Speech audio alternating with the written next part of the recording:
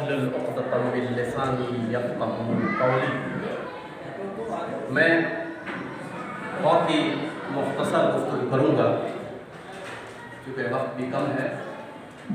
हालांकि मैं बहुत गुमनाम बैठा हुआ था और सोच रहा था कि पीछे की कुर्सी में बैठकर आज के मुशायरा, सेमिनार, नशिस्ता लुत्फ़ लूँ और चुपचाप निकल कर चले जाऊँ, मगर ये ज़रा नवाज़ी है मेरे भाई सरवर नेपाली साहब का और बैनुल अक़वामी मंझे हुए नाज़िम जनाब राशिद राही साहब का कि उन्होंने ढूंढ ही लिया। सितारों के वक्त में हिमालय साहब का जो कहना है कि हम जैसे पत्थर कहाँ, जब आ ही गए तो दो बात कहते चले जाएं। 12 से ज़्यादा मुल्कों का मैंने सफ़र किया और उन सफ़र में नेपाली जो ढाका टोपी होती है या जिस पे लिखा हुआ नेपाल क्या होता है वही मैं पहनता हूँ। 12 मुल्कों में नेपाल के हवाले से जब बात होती है तो आदिल भाई की बातों का निचोड़ में फारसी ज़बान में कहते हैं नेपाल को जा, उर्दू को जा। लेकिन सरजमीन नेपालगंज में मुझे महसूस हुआ नेपाल इंजा, उर्दू हम इंजा, यानी नेपाल भी यही है और उर्दू की धरती भी यही है।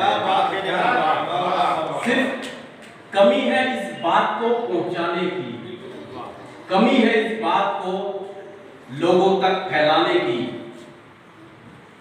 आवाज सदाओं के दोष के हवाले कीजिए, सदाएं दुनिया तक पहुंचेगी।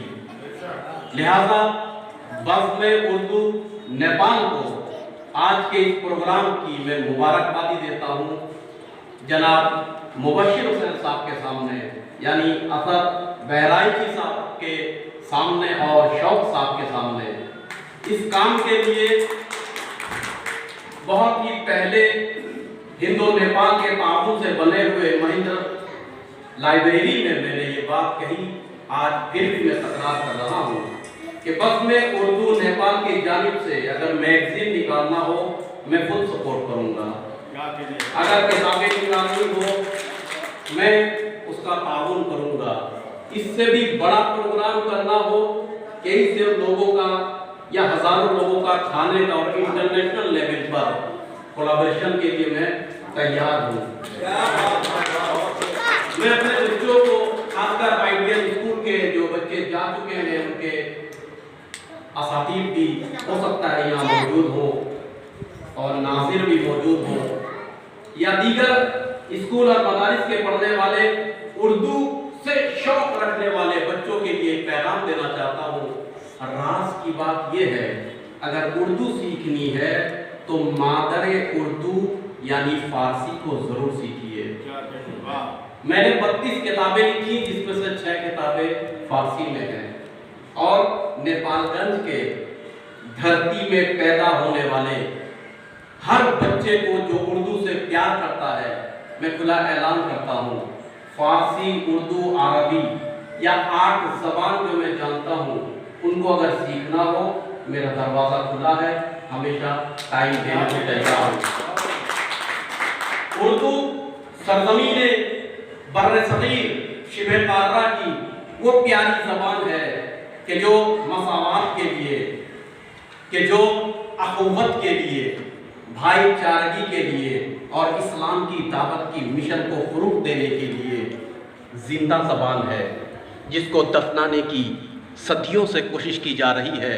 मगर इस धरती में पैदा होने वाले माओं की नस्लों ने उर्दू ज़बान को ज़िंदा रखा और अगर गैरतदार माएँ ऐसी नस्लें पैदा करती रहेंगी तो ये ज़बान ज़िंदा रहेगी। और मुझे लगता है बस में उर्दू नेपाल भी एक अहम किरदार अदा कर सकता है।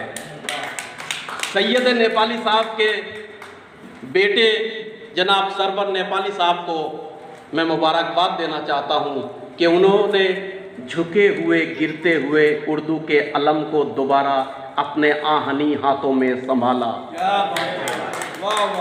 इस आहनी हाथ को मजबूत करने के लिए हम सभी लोगों की ज़रूरत है और इसके लिए मैं खुद भी आगे आता हूँ और ऐलान करता हूँ, जब जहाँ जैसे भी ज़रूरत पड़े बस में उर्दू यानी नेपाल की इस तंजीम और अदबी काम करने वाली टीम का हम हमेशा साथ देंगे। वस्सलातु वस्सलाम व रहमतुल्लाहि व बरकातुहू। क्या बात है डॉक्टर साहब।